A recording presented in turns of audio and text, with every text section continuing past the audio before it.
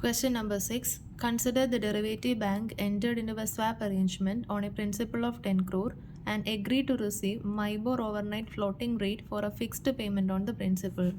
So derivative bank entered into a swap arrangement for a principal of 10 crore and they agreed to receive MIBOR overnight floating rate. That is, they will receive MIBOR overnight floating rate for a fixed payment on principal and will make a fixed payment. The swap was entered into on Monday, 19th August 2019 and was to commence on 20th August 2019. So the swap will commence on 20th August 2019 and run for a period of 7 days. So 7 days lekana swap. So the derivative bank will make fixed payment and they will receive overnight MIBOR. Then respective MIBOR rates for Tuesday to Monday were, so Tuesday, Wednesday, Thursday, Friday, Saturday. Then ഇവിടെ Sunday holiday ആണെന്ന് പറഞ്ഞിട്ടുണ്ട്. So there is no rate for Sunday. Then Saturday and Monday rates തന്നിട്ടുണ്ട്, MIBOR rates തന്നിട്ടുണ്ട്. If fixed rate of interest is 8%, then evaluate the nature of this swap arrangement and the net settlement amount. Sunday is holiday, work in rounded rupees and avoid decimal working. Consider 365 days in a year. Okay, so the nature of this swap arrangement. So the given swap arrangement is a plain vanilla overnight index swaps. Plain vanilla means without any added characteristics. An overnight index swap means swapping MIBOR interest rate with other fixed payments. So in this case, the derivative bank is making fixed payment while it is receiving overnight MIBOR. So we need to compute how much is the net settlement amount. So the interest paid on this fixed payment minus interest received will be the net settlement amount. How much is the fixed amount to be paid? The total swap is for 10 crore and the fixed interest rate is 8% and this is for 7 days swap. So 10 crore into 8% into 7 divided by 365 days ചെയ്യുമ്പോൾ 153,425. This amount has to be made by the derivative bank. Then we can compute how much amount will be received. First, starting from Tuesday, the running principal is 10 crore and MIBOR rate on Tuesday is 8.15%. So 10 crore into 8.15% into 1 day into 1 divided by 365 days. So you will get the interest payment for Tuesday. And on Wednesday varumbol, the running principal will be 10 crore plus 22,329. So total 10 crore 22,329 ആയിരിക്കും opening on Wednesday. And MIBOR rate on Wednesday is 7.98%. So the interest will be this much, 10 crore 22,329 into 7.98 into 1 by 365. Thursday varumbol Wednesday running principal plus interest opening varum. Wednesday rate is 7.95%. You find the interest. അതേപോലെ തന്നെ ഫ്രൈഡേയിലും ചെയ്യുക. Saturday and Sunday ഒരുമിച്ച് ചെയ്യേണ്ടത് because Sunday is a holiday and the rate of Saturday is given as 8.15%. Then Monday ചെയ്യുക. Total amount to be received is 154,206 and the fixed amount to be paid we have already calculated. The net amount to be received is 781. So we found the fixed amount to be paid, amount to be received, the net amount will be the amount to be received. Question number 7. A Inc. and B Inc. intend to borrow $200,000 and $200,000 in yen respectively for a time horizon of 1 year. So A Inc. want to borrow $200,000 and B Inc. want to borrow $200,000 in yen currency. The prevalent interest rate are as follows. So company, yen loan, dollar loan. So if A is borrowing in yen currency, they have to pay 5%, and if borrowing in dollar, they have to pay 9%. And if B is borrowing in yen currency, they have to pay 8%, and if borrowing in dollar, 10%. Preferred mode of payment eda?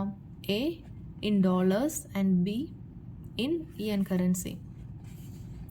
The prevalent exchange rate is $1 is equal to 120 yen. They entered in a currency swap under which it is agreed that B Inc. will pay A Inc. 1% over the yen loan. So they entered into a currency swap, A Inc. and B Inc. So അത് പ്രകാരം B Inc. will pay A Inc. B Inc. will pay A Inc. 1% over the yen loan interest rate, which the later will have to pay as a result of the agreed currency swap. So 1% plus over the yen loan rate which A will have to pay, which later എന്ന് പറഞ്ഞാൽ A. So A in yen currency എത്ര പേ ചെയ്യണം? A in yen currency 5% പേ ചെയ്യണം. So 1% over the 5%. So total 6% B Aക്ക് കൊടുക്കും. Whereas A will reimburse interest to B only to the extent of 9%. B-ന് A 9% പേ ചെയ്യുള്ളൂ. Keeping the exchange rate invariant, quantify the opportunity gain or loss component of the ultimate outcome resulting from the designed currency swap. So first, preferred mode ഏതാ? A will borrow in dollars and B will borrow in yen. So A will borrow at the rate of 9% and B will borrow at the rate of 8%. So total 9 plus 8, 17% ആണ് first option എന്ന് പറയുന്നത്, which is the preferred mode. Then second option എന്ന് പറയുന്നത് A will borrow in yen and B will borrow in dollars. So A in yen 5% and B in dollar 10%. So total 15% is the option 2. So the preferred choice is option 1, but the interest rate is lower in option 2. Since A have to borrow in dollar and B have to borrow in yen, we have to do the swap. So there are two options for designing the swap. Option 1 is A in dollar and B in yen, which is 17%. Then option 2 is A in yen and B in dollar, which is 15%. So option 2 is leading to the most optimum borrowing cost, and hence the same should be used as designed currency swap. As a result, following swap payments are agreed. So swap payments already നമ്മൾ എഴുതി. A will pay 9% to B Inc. and B will pay 6% to A Inc. So A Inc., Swap Bank and B Inc. A will pay 9% to B Inc. through swap and B Inc. will pay 6% to A Inc. through swap. അത് കൂടാണ്ട് individually, if they are choosing the best optimum option, A Inc. will have to pay in yen 5% and B Inc. will have to pay in dollar 10%. So A Inc. will have to pay in yen 5% and B Inc. will have to pay in dollar 10%.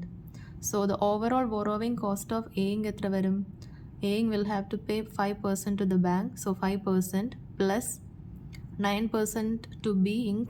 under the swap, so plus 9% minus 6% received from B Inc. So 5 plus 9 minus 8, 8% ആണ് overall borrowing cost of A Inc.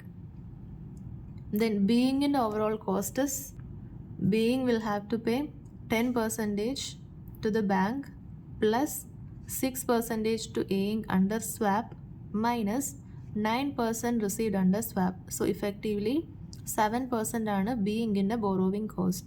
So total optimum borrowing cost വരുന്നത് 8 plus 17, 15% ആണ്, which is the option 2, optimum.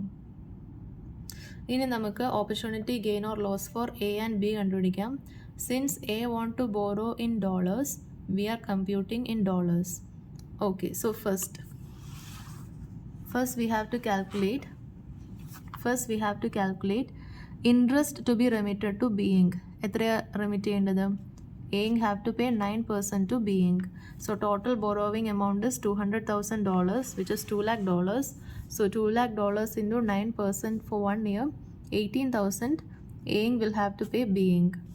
Then A Inc. will have to pay 5% in yen.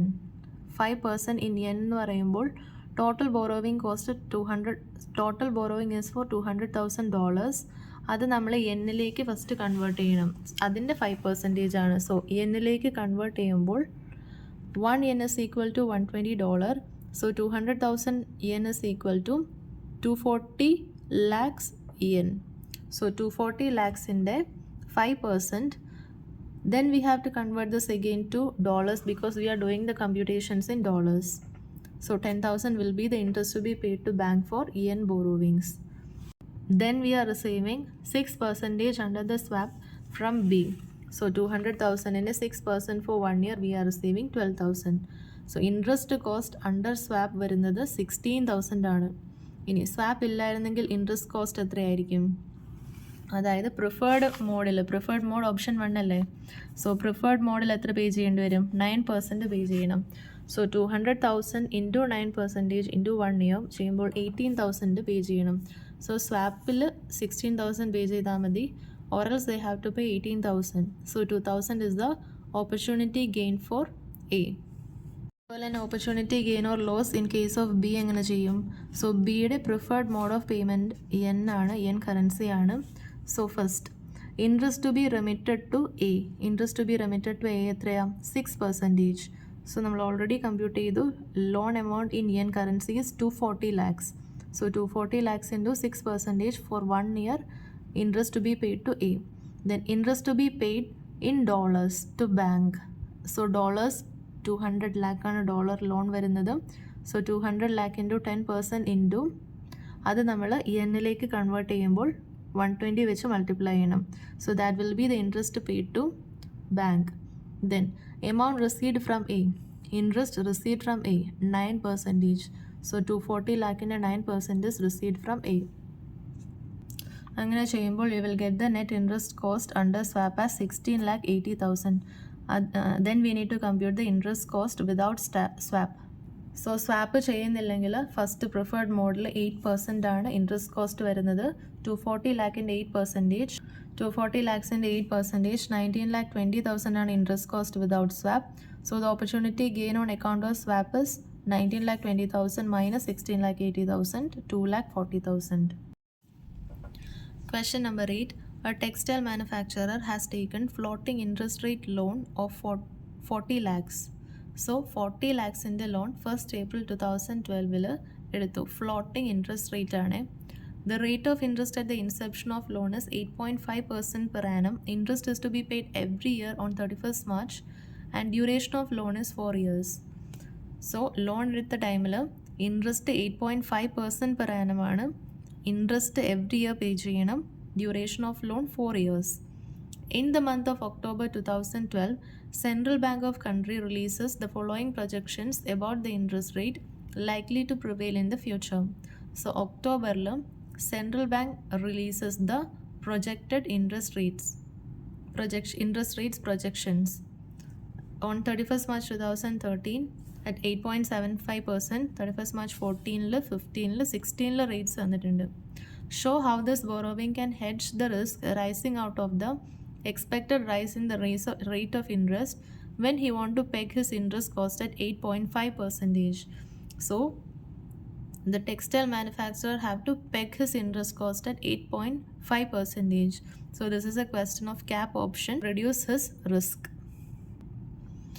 Assume that the premium negotiated by both the parties is 0.75% to be paid on 1st October 2012. So obviously, if the risk has to be reduced, he is going to peg and he will have to pay a premium on 1st October 2012, and the actual rate of interest on the respective due date happened to be as on. So actual rates in തന്നിട്ടുണ്ട് as on 31st March 2013, 14, 15, 16 actual rate തന്നിട്ടുണ്ട്. Premium തന്നിട്ടുണ്ട് 0.75%. Show how the settlement will be executed on the perspective interest due date. 1st April 2012 loan എടുക്കുന്നത്. 31st March 2013, 14, 15 and 16 central ബാങ്കിൻ്റെ projections തന്നിട്ടുണ്ട്. Actual interest rate തന്നിട്ടുണ്ട്. On 1st October 0.75% premium manufacturer need to enter into interest rate guarantee with a strike rate of 8.5%. Upon payment of premium 0.75% on 1st October 2012. So നമുക്ക് calculate ചെയ്യാം. So ഇവിടെ നമ്മൾ total cash flow അല്ല compute ചെയ്യുന്നത്, incremental cash flow compute ചെയ്യുന്നത്. So 1st October 2012 40 lakhsൻ്റെ 0.75% premium pay ചെയ്യണം. So 30,000 will be the cash outflow. Then on March 2013 what is the actual rate? 10.2%. What is the strike rate? 8.5%. So are we exercising this cap option? Yes, we are exercising, because we have to pay only 8.5%. So there is a gain of how much? 10.2 minus 8.5. So on March 2013, 40 lakhs into 10.2% minus 8.5% multiplied by 1 year. So 68,000 will be the gain. Then March 2014 എത്രയാ rate? 11.5% ആണ് actual rate. So നമ്മൾ ഈ option exercise ചെയ്യും. Cap option of 8.5% exercise ചെയ്യും. So here also we have A gain. Then on March 2015 9.25% ആണ്. Strike rate is only 8.5%. So will exercise this option. And on 31st March 2016 the rate, actual interest rate is lower than the strike rate. So do we exercise this cap option? No. We will pay actual interest rate of 8.25%. So March 2013 option exercise ചെയ്യും. March 2014 March 2015 option exercise ചെയ്യും. And on March 2016 we won't exercise the option because the actual interest rate is much lower than the strike rate.